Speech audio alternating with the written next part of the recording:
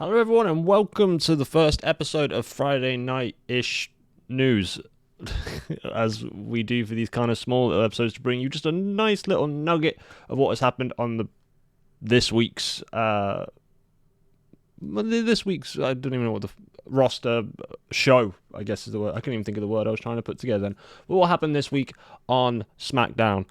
I suppose a great deal could be spoken about as to what's happened this week. I think the most interesting points of the fact is that we have Kairi Sane joining Damage Control, as well as what appears to be Asuka as well, who at the end of the night misted Bianca Belair to also turn on Damage Control, with Shotzi coming out to help Charlotte Flair. Turning with Damage Control.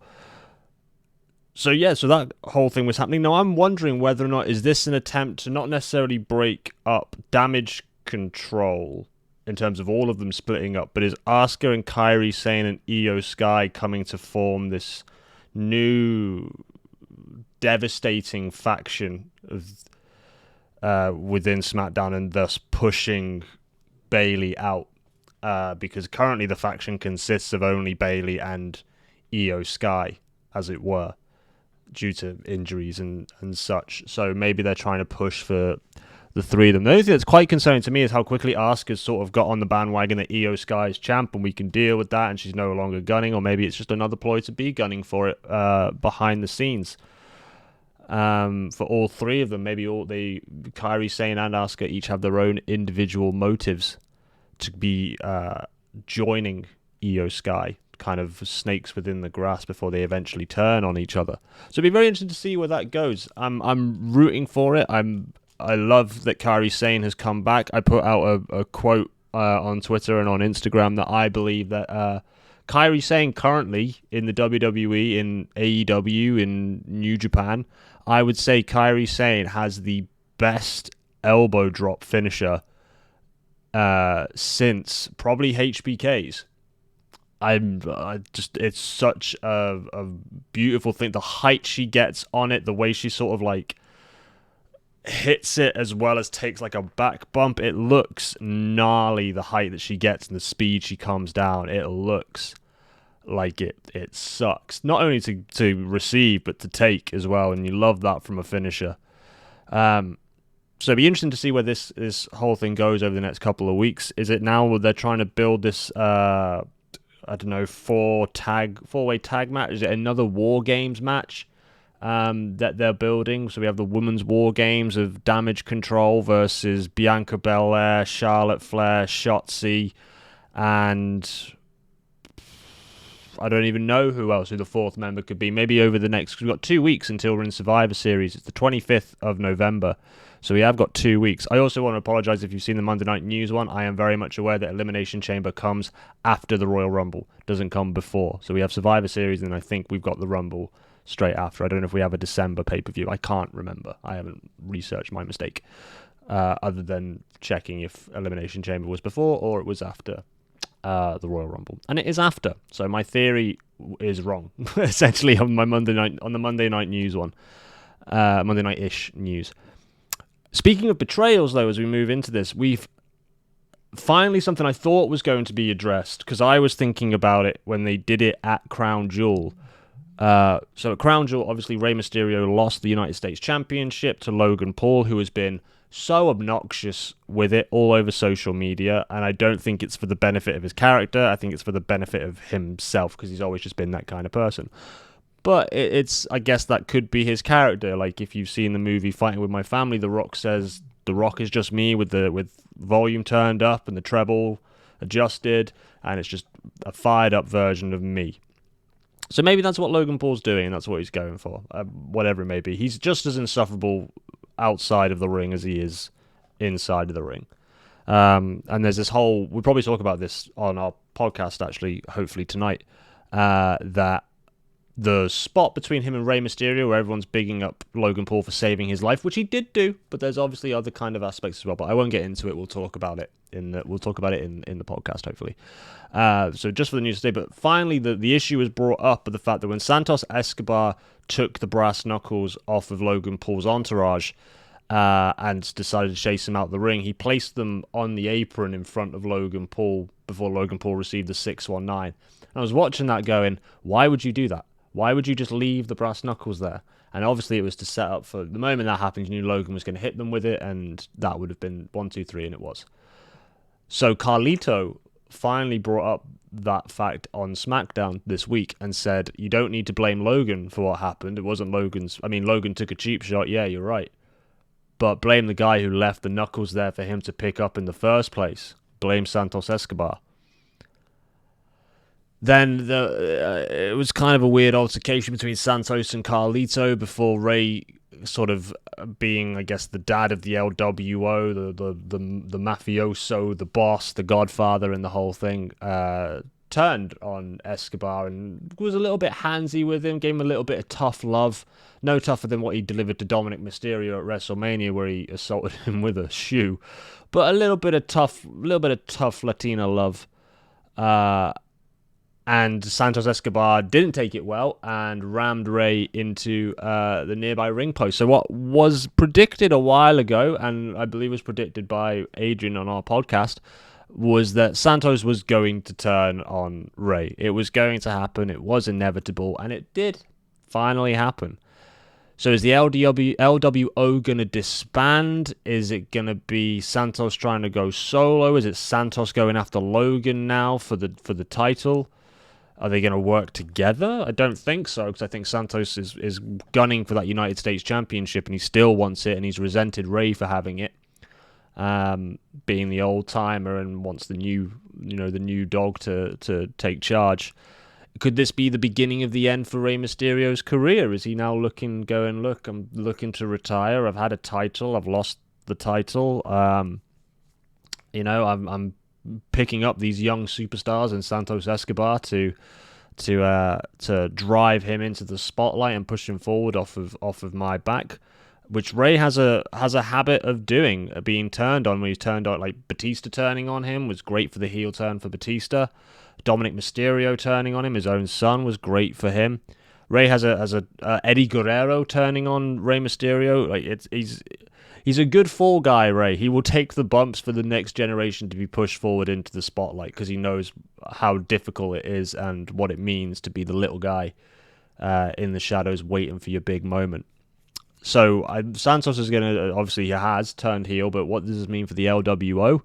I'm not entirely sure. Are they going to side with Rey as the Godfather, or are they going to usher in a new leader in Santos Escobar, saying they're taking them to new heights and whatever? Kind of lost on what the point is in the LWO, really, because the tag titles aren't on SmackDown. They can be defended on SmackDown, true, but they're not on SmackDown. They're on Raw currently with the Judgment Day, I believe. I believe they're still holding on to the titles. I will double check that, actually, because that was from a vignette that I'm not entirely sure was up to date. Yeah, the current champions are the Judgment Day. Okay. Yes. Yeah. So it is still the Judgment Day. Awesome. So what is the point of these factions that can't go after titles that aren't there for them? Because the Judgment Day, and they're not going to have them not going to go for them for a while anyway, because the Judgment Day have got War Games to worry about.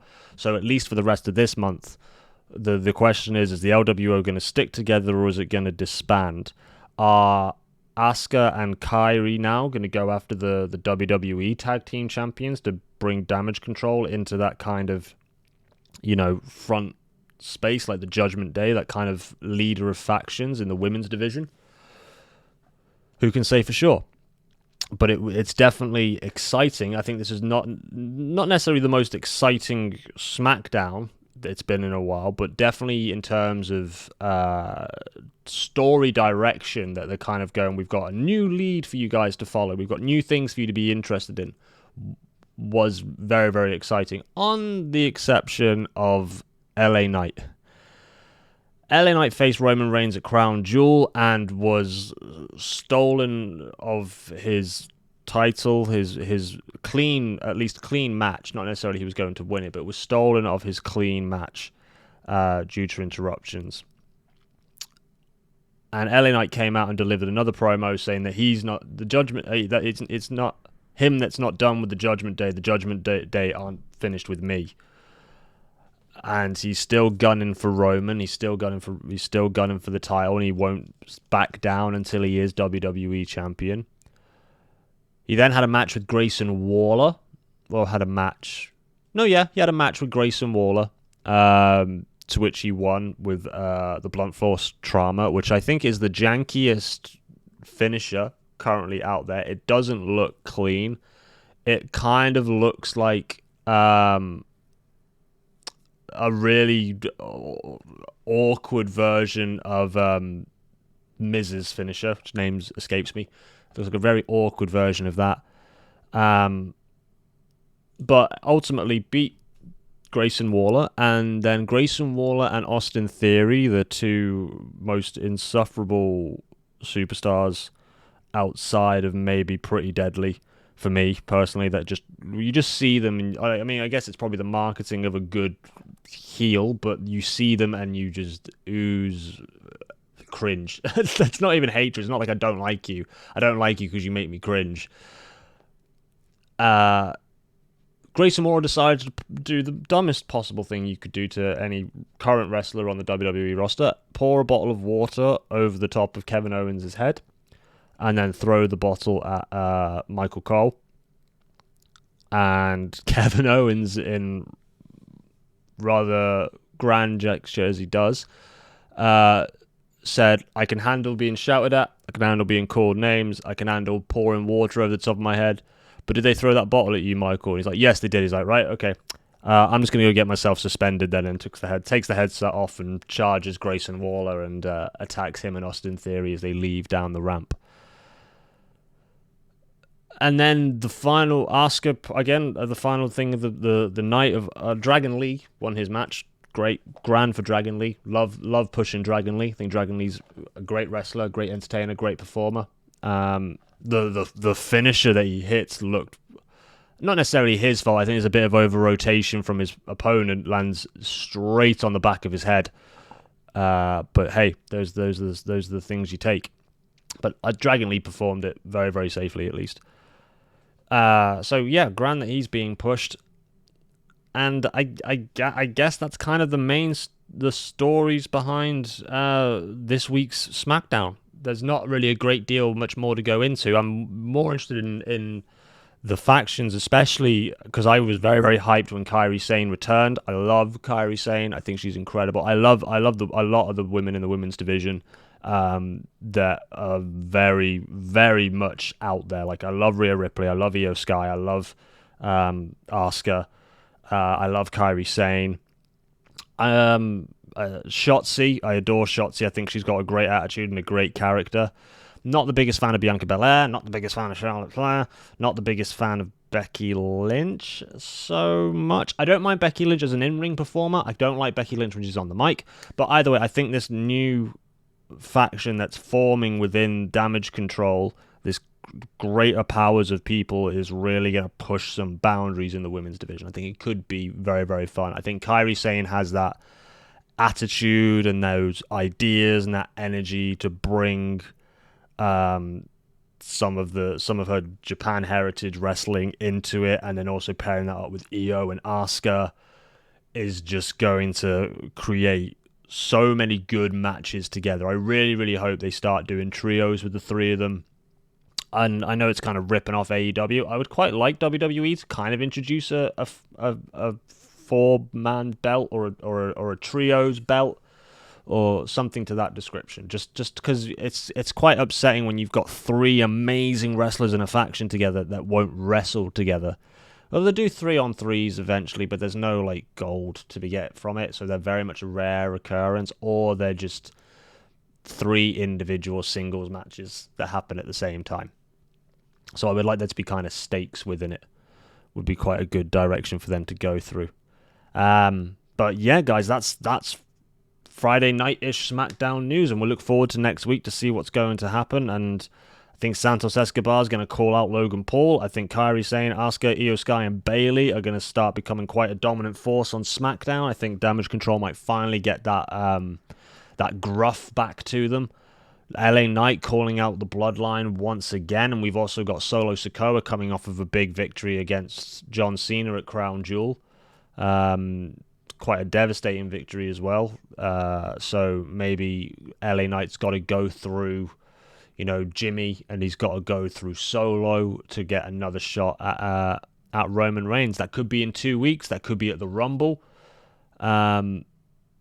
So yeah, it'll be very, very interesting to see what happens. So guys, thank you so much. Don't forget to like, comment, tell us your thoughts on what you thought about this week's on Friday SmackDown and where you think they're going to go with the ideas that they're currently running with.